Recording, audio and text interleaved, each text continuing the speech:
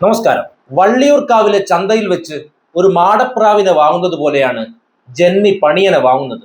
അവന്റെ പെണ്ണും മക്കളും ജന്മിയുടെ തൊഴുത്തിലെ പശുക്കളെ പോലെയാണ്. ഒടുവിൽ പണിയൻ മരിച്ചു വീഴുമ്പോൾ കുഴിച്ചുമൂടാൻ ഒരു കഷ്ണം മണ്ണ് പോലും അവന്റേതല്ല. ഒരു നൂറ്റാണ്ട് പിറകിലുള്ള കേരളത്തിന്റെ ചിത്രമാണിത്. അടിമത്തത്തിന്റെ ക്രൂരത വിളിച്ചോതുന്ന ചിത്രം. ആ ചിത്രത്തിൽ നിന്ന് നമ്മൾ ഒരുപാട് ദൂരം സഞ്ചരിച്ചിരിക്കുന്നു. നാം ഇന്ന് ജീവിക്കുന്നത് 21-ാം നൂറ്റാണ്ടിലാണ്. സാങ്കേതിക വിദ്യയുടെ കുതിച്ചുചാട്ടവും വിരൽത്തുമ്പിൽ ലോകം ഒതുങ്ങുന്ന വേഗതയും ഈ കാലത്തിന്റെ പ്രത്യേകതയാണ്. മനുഷ്യൻ ചന്ദ്രനിൽ കോളനികൾ സ്ഥാപിക്കാൻ പദ്ധതിയിടുകയും ആർട്ടിഫിഷ്യൽ ഇന്റലിജൻസ് ലോകക്രമത്തെ മാറ്റിമറിക്കുകയും ചെയ്യുമ്പോഴും മറ്റൊരു വശത്ത് പ്രാകൃതമെന്ന് കരുതി നാം തമസ്കരിച്ച പലതും ഉയർത്തെഴുന്നേൽക്കുന്നു.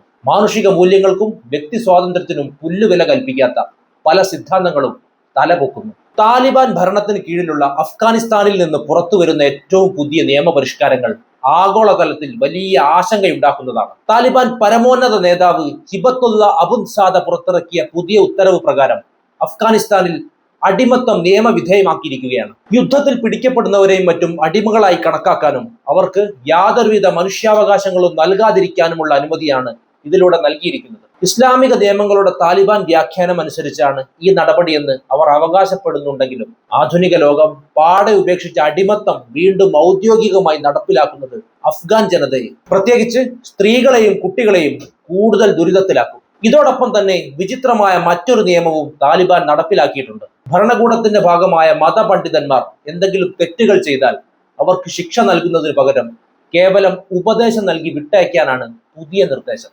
സാധാരണക്കാർക്ക് കർശനമായ ശിക്ഷകൾ നൽകുന്ന താലിബാൻ തങ്ങളുടെ നേതാക്കൾക്കും പണ്ഡിതന്മാർക്കും നിയമത്തിന് മുകളിൽ പ്രത്യേക പരിരക്ഷ നൽകുന്നത് വലിയ വിവേചനമായാണ് കാണുന്നത്. മതപണ്ഡിതന്മാരുടെ അന്തസ് കാത്തു സൂക്ഷിക്കാനാണ് ഈ നടപടി എന്നാണ് താലിബാൻ വ്യക്തമാക്കുന്നത്. എന്നാൽ ഇത് ഭരണകൂടത്തിനുള്ളിലെ അഴിമതിയും അതിക്രമങ്ങളും വർദ്ധിപ്പിക്കാൻ കാരണമാകുന്നുവെന്ന് മനുഷ്യാവകാശ പ്രവർത്തകർ ചൂണ്ടിക്കാട്ടുന്നു. സ്ത്രീകൾ പൊതുസ്ഥലങ്ങളിൽ സംസാരിക്കുന്നത് വിലക്കുന്നതും പെൺകുട്ടികളുടെ വിദ്യാഭ്യാസം തടയുന്നതും ഉൾപ്പെടെയുള്ള കടുത്ത നിയന്ത്രണങ്ങൾക്ക് പിന്നാലെയാണ് ഈ പുതിയ നിയമങ്ങളും വന്നിരിക്കുന്നത്. ഐക്യരാഷ്ട്രസഭയും മറ്റ് അന്താരാഷ്ട്ര സംഘടനകളും ഈ നീക്കങ്ങളെ ശക്തമായി അപലപിച്ചിട്ടുണ്ട്. അഫ്ഗാനിസ്ഥാനിലെ ജനങ്ങളുടെ അടിസ്ഥാന അവകാശങ്ങൾ പൂർണ്ണമായും ഇല്ലാതാക്കുന്ന ഇത്തരം നിയമങ്ങൾക്കെതിരെ ആഗോളതലത്തിൽ പ്രതിഷേധം ശക്തമാകുകയാണ്. ഈ പരിഷ്കാരങ്ങൾ താലിബാൻ ഭരണകൂടത്തിന് ലഭിക്കേണ്ട അന്താരാഷ്ട്ര അംഗീകാരത്തിന് വലിയ തിരിച്ചടിയാകുമെന്നാണ് വിലയിരുത്തപ്പെടുന്നത്.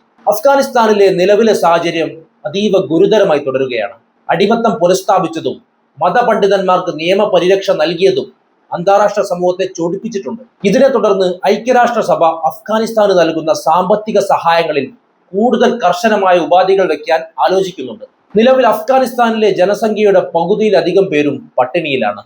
സഹായം നൽകുന്നത് നിർത്തലാക്കിയാൽ അത് ജനങ്ങളെ ബാധിക്കുമെന്നും എന്നാൽ നൽകുന്നത് തുടർന്നാൽ അത് താലിബാന് കരുത്താകുമെന്നുമുള്ള ധർമ്മസങ്കടത്തിലാണ് ലോകരാജ്യങ്ങൾ. താലിബാൻ ഭരണകൂടത്തിനുള്ളിൽ തന്നെ ഇത്തരം പരിഷ്കാരങ്ങളെ ചൊല്ലി ഭിന്നതയുള്ളതായി റിപ്പോർട്ടുകളുണ്ട്. കാണ്ഡഹാറിലെ യാഥാസ്ഥിതിക വിഭാഗവും കാബൂളിലെ താരതമ്യേന പ്രായോഗികവാദികളായ നേതാക്കളും തമ്മിൽ അധികാര തർക്കം നിലനിൽക്കുന്നുണ്ട്. എന്നാൽ പരമോന്നത നേതാവ് ഹിബത്തുള്ള അബുൻസാദയുടെ വാക്കിനാണ് അവിടെ അന്തിമ വില. മതപണ്ഡിതന്മാർക്ക് നൽകുന്ന ഉപദേശമെന്ന ആനുകൂല്യം ഭരണകൂടത്തോടുള്ള അവരുടെ വിശ്വസ്തത ഉറപ്പാക്കാനുള്ള ഒരു രാഷ്ട്രീയ തന്ത്രമായാണ് രാഷ്ട്രീയ നിരീക്ഷകർ കാണുന്നത്. സ്ത്രീകളുടെ അവസ്ഥയാണ് ഏറ്റവും ദയനീയം. ഏറ്റവും പുതിയ നിയമപ്രകാരം സ്ത്രീകൾക്ക് പുറത്തിറങ്ങാൻ പുരുഷന്മാരായ രക്ഷിതാക്കൾ നിർബന്ധമാണ് എന്ന് മാത്രമല്ല, അവർ പൊതുവഴികളിൽ അന്യപുരുഷന്മാരുടെ കണ്ണുകളിൽ നോക്കുന്നത് പോലും കുറ്റകരമായി മാറ്റിയിട്ടുണ്ട്. ഈ പരിതസ്ഥിതിയിൽ അന്താരാഷ്ട്ര നീതിന്യായ കോടതി അഫ്ഗാനിസ്ഥാനിലെ ലിംഗവിവേചനത്തെ മനുഷ്യത്വത്തിനെതിരായ ഒരു കുറ്റകൃത്യമായി കണക്കാക്കി അന്വേഷണം ഊർജിതമാക്കിയിട്ടുണ്ട്. അഫ്ഗാൻ ഭരണകൂടത്തിന് നൽകിയ $9 മില്യൺ വിദേശ നിക്ഷേപങ്ങൾ മരവിപ്പിച്ചു തന്നെ നിർത്താൻ അമേരിക്കയും യൂറോപ്യൻ രാജ്യങ്ങളും തീരുമാനിച്ചിട്ടുണ്ട്. അഫ്ഗാനിസ്ഥാൻ ഇപ്പോൾ ലോകത്തിലെ തന്നെ ഏറ്റവും വലിയ സാമ്പത്തിക പ്രതിസന്ധികളിൽ ഒന്നിലൂടെയാണ് കടന്നു പോകുന്നത്. താലിബാൻ അധികാരം ഏറ്റെടുത്ത ശേഷം അന്താരാഷ്ട്ര സാമ്പത്തിക സഹായങ്ങൾ നിലച്ചതോടെ രാജ്യത്തിന്റെ GDP പകുതിയോളം ഇടിഞ്ഞു. നിലവിൽ അഫ്ഗാൻ ജനതയുടെ 90% പേരും ദാരിദ്ര്യരേഖയ്ക്ക് താഴെയാണ് കഴിയുന്നത്. കറൻസിയുടെ മൂല്യം തകർന്നതും ബാങ്കിംഗ് സംവിധാനങ്ങൾ നിശ്ചലമായതും സാധാരണക്കാരെ പട്ടിണിയിലേക്ക് തള്ളിവിട്ടു. വിദേശത്തുള്ള അഫ്ഗാൻ കേന്ദ്ര ബാങ്കിന്റെ ശതകോടിക്കണക്കിന് ഡോളർ അമേരിക്ക മരവിപ്പിച്ചു നിർത്തിയിരിക്കുന്നത് താലിബാന്റെ സാമ്പത്തിക സ്രോതസ്സുകളെ കാര്യമായി ബാധിച്ചിട്ടുണ്ട്. ഇതേ തുടർന്ന് രാജ്യം കടുത്ത നാണയപ്പെരുപ്പവും അവശ്യ സാധനങ്ങളുടെ ക്ഷാമവും നേരിടുകയാണ്. സാമ്പത്തികമായി പിടിച്ചു നിൽക്കാൻ താലിബാൻ ഇപ്പോൾ പ്രധാനമായും ആശ്രയിക്കുന്നത് ഖനന മേഖലയാണ്. ചൈന ഉൾപ്പെടെയുള്ള രാജ്യങ്ങളുമായി ഖനന കരാറുകളിൽ ഒപ്പിടാൻ അവർ ശ്രമിക്കുന്നുണ്ട്. അഫ്ഗാനിസ്ഥാനിലെ ലിഥിയം, ചെമ്പ് തുടങ്ങിയ ധാതുശേഖരങ്ങളിൽ ചൈന വലിയ താല്പര്യം പ്രകടിപ്പിക്കുന്നുണ്ടെങ്കിലും അന്താരാഷ്ട്ര അംഗീകാരമില്ലാത്ത ഒരു ഭരണകൂടവുമായി വലിയ കരാറുകളിൽ ഏർപ്പെടാൻ അവരും മടിക്കുന്നുണ്ട്. അതേസമയം ഹെറോയിൻ ഉൾപ്പെടെയുള്ള മയക്കുമരുന്ന് ഉൽപാദനം കുറഞ്ഞുവെന്ന് താലിബാൻ അവകാശപ്പെടുന്നുണ്ടെങ്കിലും അതിർത്തി കടന്നുള്ള കള്ളക്കടത്ത് അഫ്ഗാൻ സമ്പദ് വ്യവസ്ഥയുടെ ഒരു പ്രധാന ഭാഗമായി തന്നെ തുടരുന്നു. അന്താരാഷ്ട്ര ചർച്ചകളിൽ അഫ്ഗാൻ വിഷയം വലിയ തർക്കങ്ങൾക്കാണ് വഴിവെക്കുന്നത്. താലിബാൻ നടപ്പിലാക്കുന്ന മനുഷ്യാവകാശ ലംഘനങ്ങൾ, പ്രത്യേകിച്ച് അടിമത്തം നിയമവിധേയമാക്കിയതും സ്ത്രീകളെ അടിച്ചമർത്തുന്നതും കാരണം അവരെ ഒരു ഔദ്യോഗിക ഭരണകൂടമായി അംഗീകരിക്കാൻ ലോകരാജ്യങ്ങൾ തയ്യാറല്ല. എന്നാൽ അഫ്ഗാനിസ്ഥാനെ പൂർണ്ണമായും ഒറ്റപ്പെടുത്തിയാൽ അത് ISIS പോലുള്ള കൂടുതൽ അപകടകാരികളായ ഭീകര സംഘടനകൾക്ക് വളരാൻ വളക്കൂറുള്ള ഒരു മണ്ണായി മാറുമെന്ന് റഷ്യയും ഇറാനും പോലുള്ള അയൽ രാജ്യങ്ങൾ മുന്നറിയിപ്പ് നൽകുന്നുണ്ട്. മനുഷ്യാവകാശങ്ങൾ സംരക്ഷിക്കാതെയും സഖ്യകക്ഷി സർക്കാരുകൾ രൂപീകരിക്കാതെയും യാതൊരുവിധ സാമ്പത്തിക വിട്ടുവീഴ്ചകൾക്കും തയ്യാറല്ലെന്ന കർശന നിലപാടിലാണ് അമേരിക്കൻ നേതൃത്വത്തിലുള്ള പാശ്ചാത്യ രാജ്യങ്ങൾ. അഫ്ഗാനിസ്ഥാനിലെ ഈ പ്രതിസന്ധി ഇന്ത്യ ഉൾപ്പെടെയുള്ള രാജ്യങ്ങളിലേക്കുള്ള അഭയാർത്ഥി പ്രവാഹത്തിനും കാരണമായേക്കാമെന്ന ആശങ്കയും നിലനിൽക്കുന്നുണ്ട്. അഫ്ഗാനിസ്ഥാനിലെ താലിബാൻ ഭരണകൂടത്തിന്റെ പുതിയ നയങ്ങൾ ഇന്ത്യയുടെ സുരക്ഷാ നയതന്ത്ര മേഖലകളിൽ വലിയ വെല്ലുവിളികളാണ് ഉയർത്തുന്നത്. അഫ്ഗാനിൽ അടിമത്തം നിയമവിധേയമാക്കിയതും മതപണ്ഡിതന്മാർക്ക് പ്രത്യേക പരിഗണന നൽകുന്നതും അവിടുത്തെ സാമൂഹിക ഘടനയെ മാറ്റുന്നത് ഇന്ത്യ അതീവ ഗൗരവത്തോടെയാണ് കാണുന്നത്. താലിബാന്റെ ഈ കടുത്ത നിലപാടുകൾ മേഖലയിലെ മതമൗലികവാദം വർദ്ധിപ്പിക്കാൻ കാരണമാകുമെന്നും അത് കശ്മീർ ഉൾപ്പെടെയുള്ള ഇന്ത്യൻ പ്രദേശങ്ങളിൽ തീവ്രവാദ ഗ്രൂപ്പുകൾക്ക് ആവേശം നൽകുമെന്നും ഇന്ത്യ ഭയപ്പെടുന്നു. ലഷ്കർ-ഇ-തൊയ്ബയെ പോലുള്ള പാകിസ്ഥാൻ കേന്ദ്രീകൃത സംഘടനകൾ അഫ്ഗാനിലെ ഈ മാറ്റങ്ങളെ തങ്ങളുടെ പോരാളികൾക്ക് പരിശീലനം നൽകാനുള്ള അവസരമായി ഉപയോഗിക്കാൻ സാധ്യതയുണ്ട്. നയതന്ത്രപരമായി പറഞ്ഞാൽ അഫ്ഗാൻ ജനതയ്ക്കുള്ള മാനുഷിക സഹായം തുടരണമെന്ന് ഇന്ത്യ ആഗ്രഹിക്കുന്നുണ്ടെങ്കിലും താലിബാൻ ഭരണകൂടത്തെ ഔദ്യോഗികമായി അംഗീകരിക്കുന്ന കാര്യത്തിൽ ഇന്ത്യ എപ്പോഴും വിമുഖത കാട്ടുകയാണ്. കാബൂളിലെ ഇന്ത്യൻ എംബസി ഭാഗികമായി പ്രവർത്തിക്കുന്നുണ്ടെങ്കിലും മനുഷ്യാവകാശ ലംഘനങ്ങൾ തുടരുന്നത് താലിബാനുമായി പൂർണ്ണമായ ഒരു ബന്ധം സ്ഥാപിക്കുന്നതിന് ഇന്ത്യക്ക് ഒരു തടസ്സമാകുന്നു. അഫ്ഗാനിസ്ഥാനിലെ ചൈനയുടെ വർദ്ധിച്ചുവരുന്ന സ്വാധീനമാണ് ഇന്ത്യ നേരിടുന്ന മറ്റൊരു പ്രധാന വെല്ലുവിളി. ഇന്ത്യ കോടിക്കണക്കിന് രൂപ നിക്ഷേപിച്ച് നിർമ്മിച്ച സൽമ അണക്കെട്ടും പാർലമെന്റ് മന്ദിരവും ഉൾപ്പെടെയുള്ള അടിസ്ഥാന സൗകര്യങ്ങളുടെ സുരക്ഷയും ഇന്ത്യയെ സംബന്ധിച്ചിടത്തോളം നിർണായകമാണ്.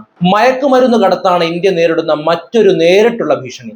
അഫ്ഗാനിലെ സാമ്പത്തിക പ്രതിസന്ധി കാരണം താലിബാൻ നിയന്ത്രണത്തിലുള്ള പ്രദേശങ്ങളിൽ നിന്നുള്ള സിന്തറ്റിക് മയക്കുമരുന്നുകൾ പാകിസ്ഥാൻ വഴി ഇന്ത്യയുടെ പഞ്ചാബ്, ഗുജറാത്ത് അതിർത്തികളിലേക്ക് വ്യാപകമായി കടത്തപ്പെടുന്നുണ്ട്. ഇത് തടയാൻ അതിർത്തികളിൽ ഇന്ത്യ നിരീക്ഷണം കർശനമാക്കിയിരിക്കുകയാണ്.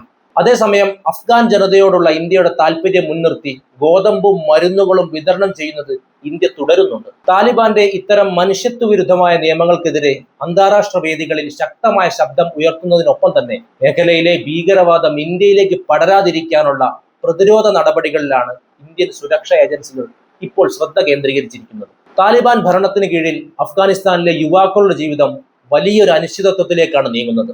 വിദ്യാഭ്യാസം, തൊഴിൽ, വ്യക്തി സ്വാതന്ത്ര്യം എന്നീ 3 മേഖലകളിലും കടുത്ത നിയന്ത്രണങ്ങൾ നേരിടുന്നതിനാൽ ഒരു തലമുറയുടെ തന്നെ ഭാവി ഇരുളടഞ്ഞ അവസ്ഥയിലാണ്.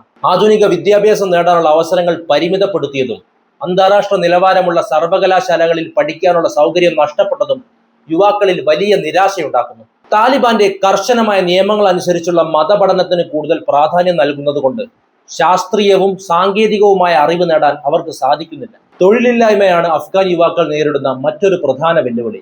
സാമ്പത്തിക ഉപരോധങ്ങളും വിദേശ നിക്ഷേപത്തിന്റെ അഭാവവും കാരണം രാജ്യത്തെ സ്വകാര്യ മേഖലകൾ തകരുകയും സർക്കാർ ജോലികൾ താലിബാൻ അനുകൂലികൾക്കായി പരിമിതപ്പെടുത്തുകയും ചെയ്തു. ഇത് മികച്ച വിദ്യാഭ്യാസം സിദ്ധിച്ച യുവാക്കളെ പോലും കായികാധ്വാനം ആവശ്യമുള്ള ജോലികളിലേക്ക് തിരിയാൻ നിർബന്ധിതരാക്കി. സാമ്പത്തിക തകർച്ച മൂലം കുടുംബം പുലർത്താൻ കഴിയാതെ വരുന്ന പല യുവാക്കളും മയക്കുമരുന്ന് കടത്തിലേക്കോ അല്ലെങ്കിൽ ആയുധമെടുത്തുള്ള പോരാട്ടങ്ങളിലേക്കോ ആകർഷിക്കപ്പെടാനുള്ള സാധ്യതയും വർദ്ധിച്ചു വരുന്നു. ഇതിനു പുറമെ സംഗീതം, സിനിമ, കായികം തുടങ്ങിയ വിനോദോപാധികൾക്ക് ഏർപ്പെടുത്തിയ നിരോധനം യുവാക്കളുടെ മാനസികാരോഗ്യത്തെയും സാമൂഹിക ജീവിതത്തെയും സാരമായി ബാധിച്ചു. അഫ്ഗാനിസ്ഥാനിൽ നിന്ന് എങ്ങനെയെങ്കിലും രക്ഷപ്പെടുക എന്ന ലക്ഷ്യത്തോടെ പല യുവാക്കളും നിയമവിരുദ്ധമായി അതിർത്തി കടക്കാൻ ശ്രമിക്കുന്നുണ്ട്. ഇറാൻ, തുർക്കി തുടങ്ങിയ രാജ്യങ്ങൾ വഴി യൂറോപ്പിലേക്ക് കടക്കാൻ ശ്രമിക്കുന്നതിനിടെ പലരും അപകടങ്ങളിൽപ്പെടുകയോ മനുഷ്യക്കടത്ത് സംഘങ്ങളുടെ ഇരകളാവുകയോ ചെയ്യുന്നുണ്ട്. രാജ്യത്തെ പടുത്തുയർത്തേണ്ട യുവശക്തി ഇത്തരം കടുത്ത നിയമങ്ങൾക്കും ദാരിദ്ര്യത്തിനുമിടയിൽ ശ്വാസം മുട്ടുകയാണ്. ഈ സാഹചര്യം തുടരുന്നത് അഫ്ഗാനിസ്ഥാനിൽ ഒരു വലിയ മാനുഷിക ദുരന്തത്തിന് വഴിയൊരുക്കുമെന്നാണ് അന്താരാഷ്ട്ര ഏജൻസികൾ മുന്നറിയിപ്പ് നൽകുന്നത്. മറ്റൊരു വിഷയവുമായി വീണ്ടും കാണാം. നന്ദി.